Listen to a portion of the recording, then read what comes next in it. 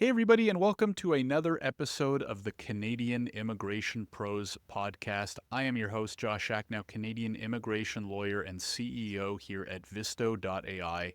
Very excited to be joined today by Matt Sullivan, the founder of Discovery Immigration. Matt, thank you very much for taking time to come on the show today. Thanks for having me. And we're going to have a pretty interesting, I'm biased. We're going to have a pretty interesting conversation today, Matt, leaning a little bit less on the hard immigration rules, regulations, laws, whatever you want to call them, and more on the business side. So, we're going to learn a little bit more about what it takes or what your story was becoming an RCIC, what it was like opening your own practice, especially these days, given the craziness that is Canadian immigration, all the changes that are happening, the ups and downs of the market. So, we're going to, I think, have a pretty interesting and unique conversation in that sense. Before we do, can you start just by telling everybody a little bit more about yourself, your background, and what you're focused on these days? Sure. Thank you for the introduction. My name is Matthew Sullivan, and I private practice. I started my own company, Discovery Horizon Immigration Services. I'm based in Vancouver, BC. I'm a recent RCIC. I went through the Queen's program and graduated last September and actually got my full designation in March of 2024. I'm a bit late, I guess, in starting or doing a career change. My past 25 years of work in the finance area, primarily as a fractional CFO. So I work with a lot of different businesses on the finance side, a lot of it in preparing business plans, doing financial projections, helping companies raise capital. And sort of through that, I actually had a lot of work through from immigration consultants. They're having clients on the entrepreneurial side come to Canada, start a business, and then get their permanent residency. Of course, through that process, a lot of the programs required the submission of a business plan. So even though I'm new, I think, to the industry, I've certainly been dabbling in on the entrepreneurial side of immigration for quite a number of years. And I decided if enjoyed that aspect of the work and thought I'd get my full designation. So I'm continuing on both with my two hats, I guess, my CFO hat as well as the immigration side. Awesome. And it definitely seems like you're not the first in the sense that I've met plenty of immigration professionals where for whatever reason or at what some specific time they come up with an interest and it's almost like a second career, sometimes even like a third career kind of thing. And you get, that's part of what makes it interesting for me, getting to meet all these different people from different walks of life who are bringing those unique experiences into this industry. Can you talk a little bit about, Matt, when you first started thinking about becoming an RCIC? And maybe for those who are out there listening who maybe they're aspiring immigrants, maybe they are immigrants, or for whatever reason they're actually thinking about this designation. What was the research process like? Did you know anything about it from the get go? How did you kind of do your research and decide if it was a good fit for you or not?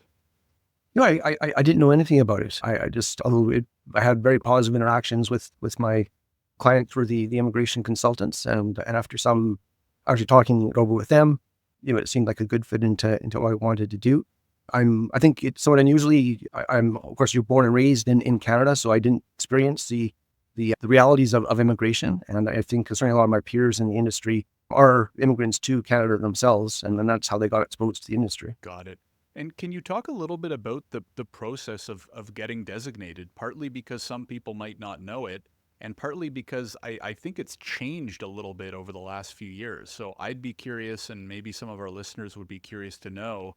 I think now it's only offered through Queens, whereas you used to be able to do it, across the country. So I'd be curious to know, like, what does the process look like from A to Z? Yeah, exactly. So it's been restricted to two universities, Queen's, the English speaking, and there's a French program. I'm not certain what university that is. And then it's conducted, I did the Queen's program, and that was 1 year in their, through their law school department. And so I started in September of 2022 and finished up in September of 2023. It was all online. I think a lot of the participants and students were based in Ontario, but they were from right across Canada and in fact internationally as well. I think our cohort was about 300 students to start, and I think about a third of them actually completed the program after. That's kind of interesting.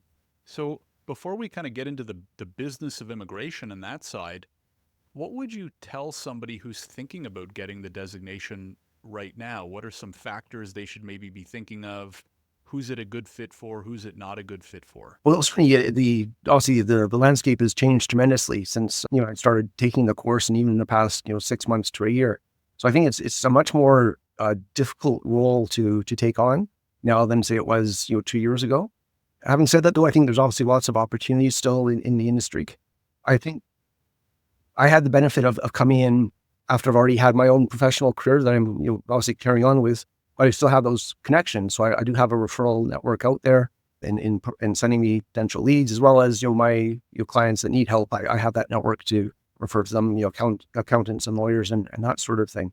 So I think somebody new coming to the industry would hopefully have some experience in something similar, so they can leverage those experiences. I think that's one of the challenges of some of my students in my cohort, is that they their first career that they've chosen, and they're sort of jumping into it with both feet, and they don't really have the network to support them. And For sure. And as someone who started in 2017, it is night and day.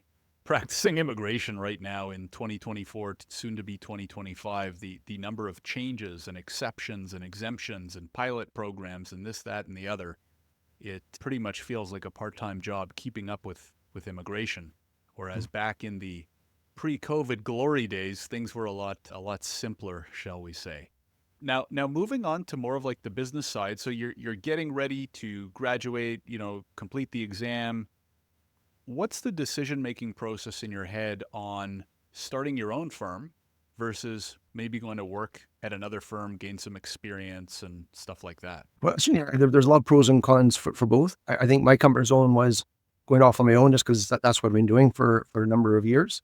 I know that quite a few number of my fellow students, once again, they did get jobs after graduating, and I think maybe in retrospect that was a smart move. Certainly getting practical industry experience in an industry that's shrinking. So they're not out there trying to find clients. They're able to focus and get experience in doing a wide range of applications. I think for my own practice, my focus is actually on the foreign entrepreneur immigrant coming into Canada, foreign businesses, as well as local businesses hoping to hire foreign workers. So I've sort of had that target market in my CFO role, as well as my consulting role. Yeah, and I think you alluded to kind of like a great way to balance or try to make the decision and consider the pros and cons, which is, do you have a book of business or like a network of people that you think you could rely on to have that business come through the door, versus if you don't, you may want to take the other route of, as you said, working for a firm that has ongoing clients and stuff like that.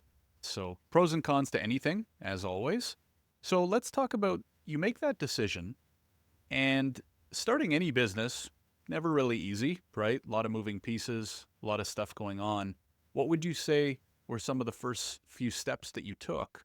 Or what might you recommend for someone, maybe there's some consultants, lawyers out there right now who are graduating, ready to pull the trigger, or think maybe they're working at a firm and they're thinking of going out on their own. What are some of the first things that you were thinking about, or some of the first few things that people should work on? I think what was your presence out there in the world? So certainly, I'm obviously setting up a website and things like that. One thing I wasn't expecting, though, is that I was entering a highly regulated industry. And I think, I've heard some stories from before I got involved in the industry about it sort of being a bit of a Wild West sometimes. And I think there's been a regulatory board created that closely monitors everything that you do. And you certainly have to register things like, like your trust account for your clients. That has to be registered. And if you get hit by a bus tomorrow, who's taking over your practice? And I think a lot of that's certainly good and important, and its purpose is to protect clients, and obviously that's important. But I was quite surprised at just how much the list really is that you have to go through in order to become a qualified consultant. Absolutely. But is that so much more restrictive than on the finance side? Because you said you have that experience too. I'm surprised to hear that it's that much more than finance, maybe. MBA in corporate finance. I'm actually not an accountant, and so in the area of attorney, raising capital and things like that, that is very highly regulated by various securities commissions. But on the immigration consultancy side, I mean, there's codes of conduct, and I think that's a 30 or 40 page document, and a lot of it is common sense, you'd think, but I guess at least it's in there. And I think one of our courses, even during at Queen's, was dedicated solely to that code of conduct. Hmm. Very cool. So walk us through, Matt, the first few months. I think you said what, March of earlier this year. You hang up the proverbial shingle, so to speak, and you kind of get to work. What are those first few months like? Was it tough? Was it exciting? Was it a mix? How did those It first was few months go? it was great. It was exciting, and actually the first few months really started in September when I graduated. At that point, you have to take outside of the Queen's program, you take an exam, that government exam, and then if you pass that, then you can apply for your registration.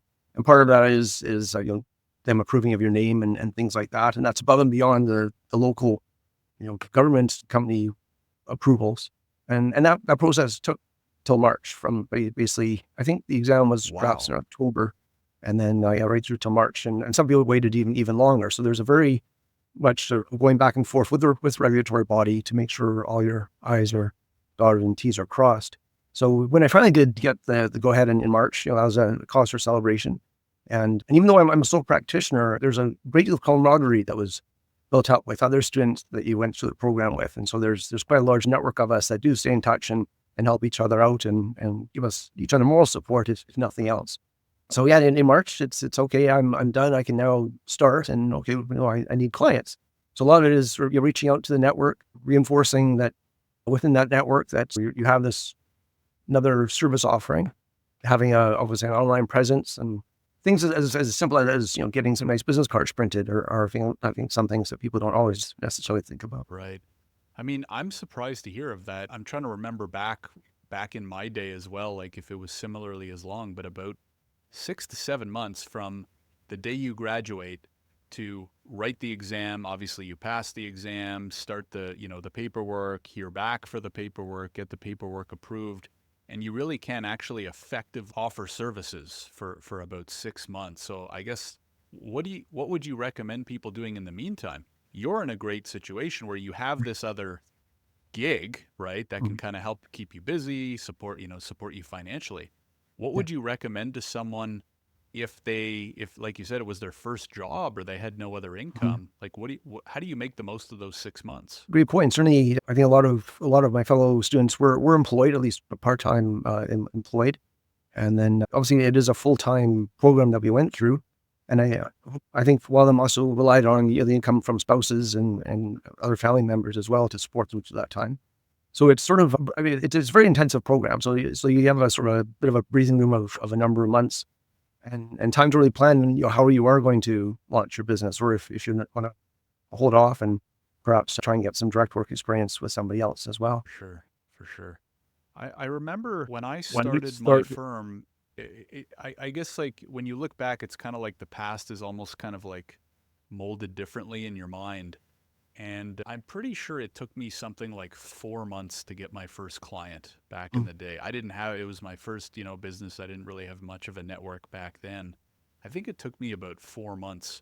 Can you talk about what it's like trying to get your first clients? What did you do? What worked? What didn't work? What should other people do? Yeah, I mean that's one of the biggest topics of conversation that I have because I work with a fair amount of newer consultants and lawyers and firms as well. And obviously that's the most important part at the beginning, right? Getting those first few clients. So what was that like? I mean, it was a good experience. My first client was actually from a referral, and I received it, I think, around August. Was when I got that. It was actually for a startup visa project. So it was running a very comprehensive application, a lot of different moving parts, but you're very satisfying to work with, and certainly some great clients to help move along. The whole application process, I think, went from about August to I think middle of October is when we finally did the final submission. I mean, that's a doozy to start with, right? If you want to jump into the deep end, startup visa is probably the best way to do that.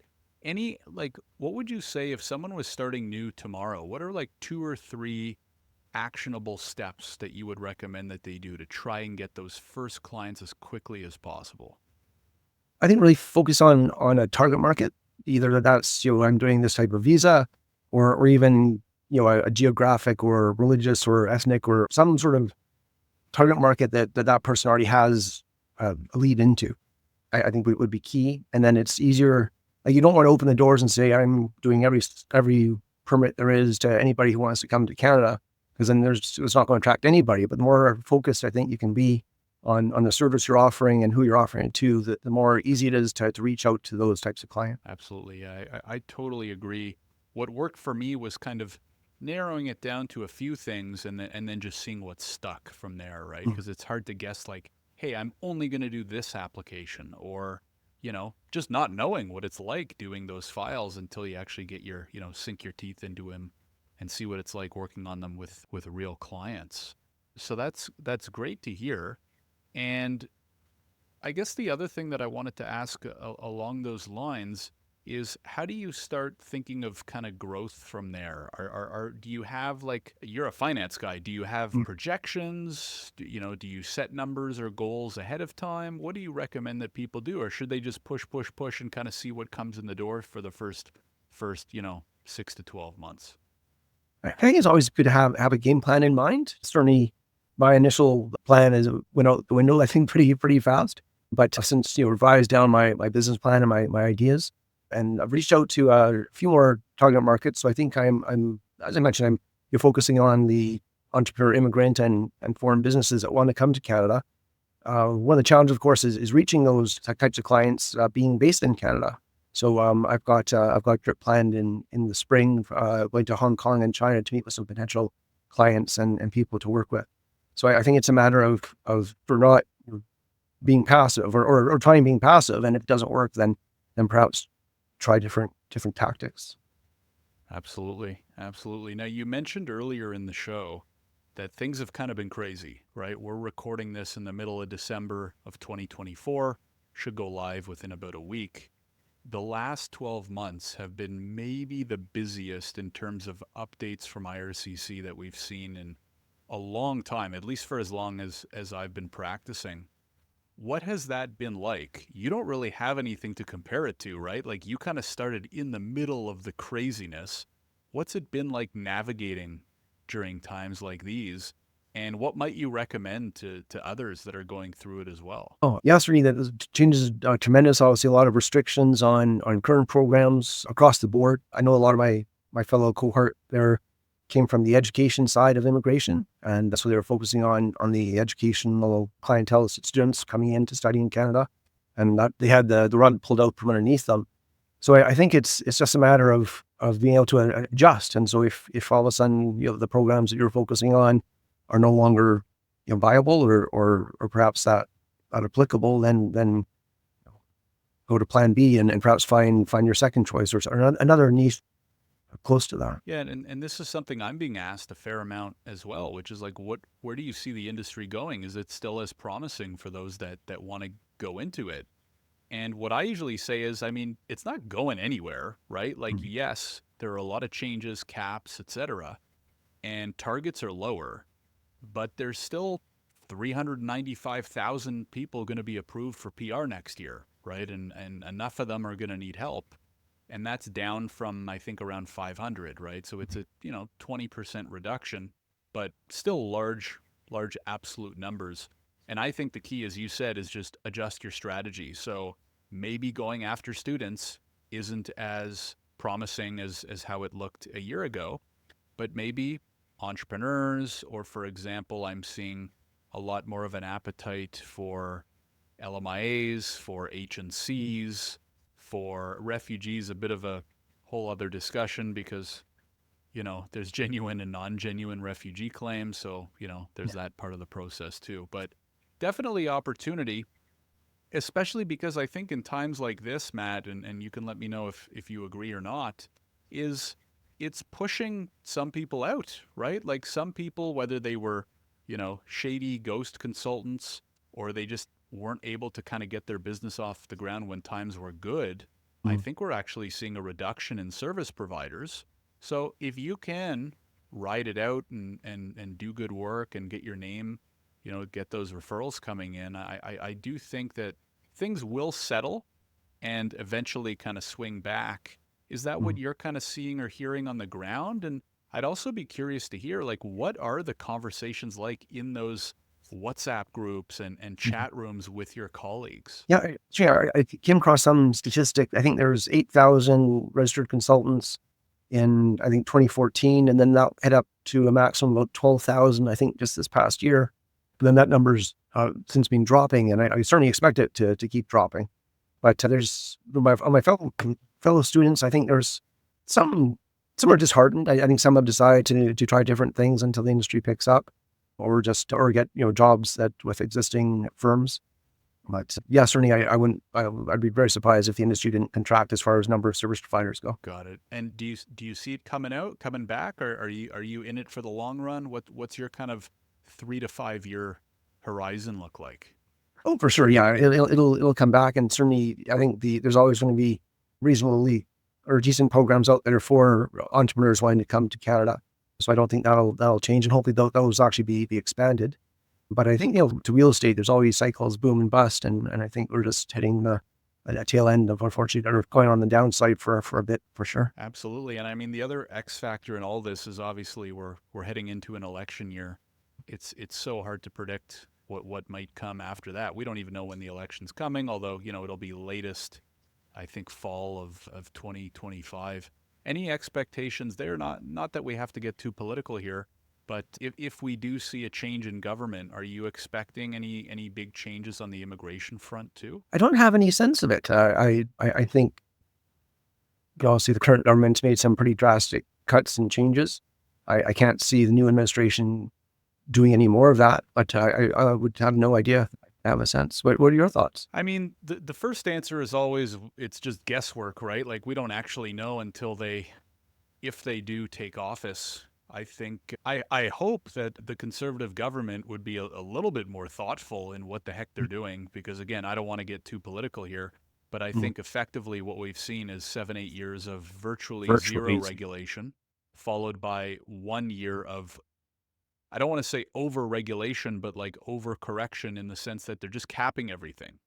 But I don't think they're making enough actionable changes to solve a lot of the core problems. So I'm hoping there's kind of like and maybe that's another reason why like a fresh government may be good in a case like this, because we need somebody or some people to come in and take a fresh look and say, no, this is what's wrong, this is what's wrong, this is what's wrong. Here's how we're going to make it better. I hope we do eventually get to that as well.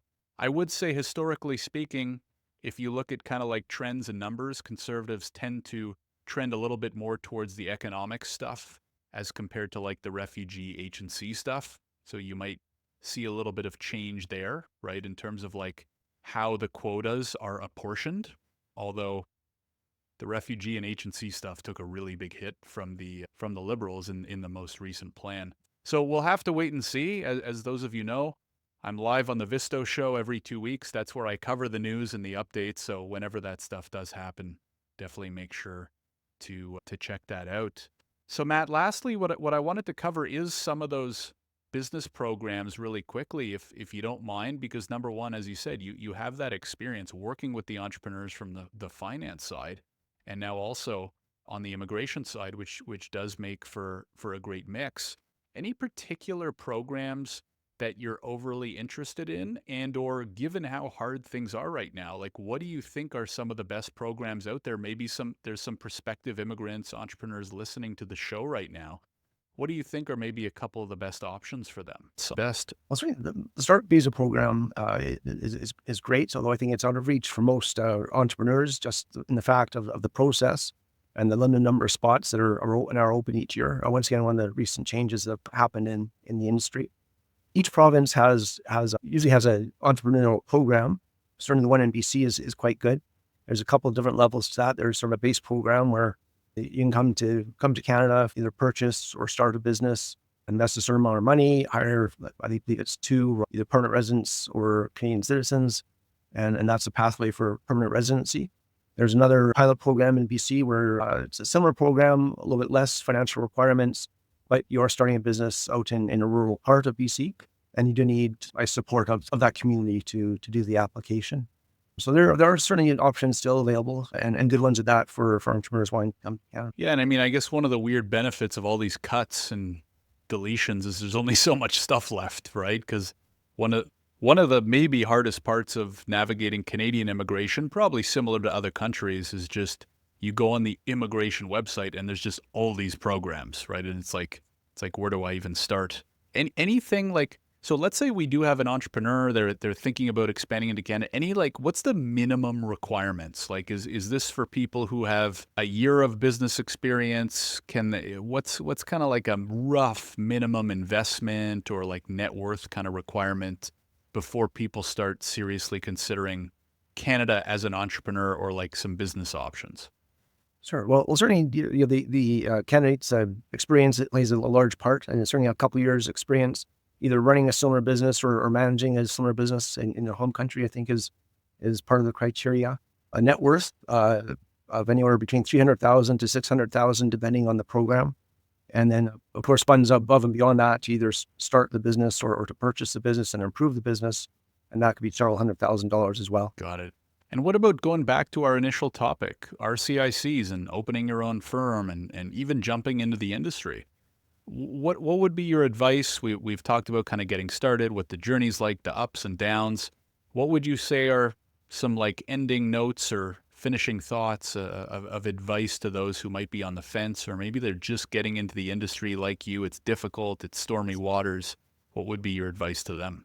Well, it's a very rewarding profession. I've found you're genuinely helping people, and I think that's a tremendous benefit. I think there's enough work out there for somebody to earn quite a nice living doing it. So I think there's that attractive side to it as well. But obviously, getting started, I think in any profession will have its challenges, and certainly I think this profession might have more than its fair share currently. But overall, I definitely encourage it. Awesome.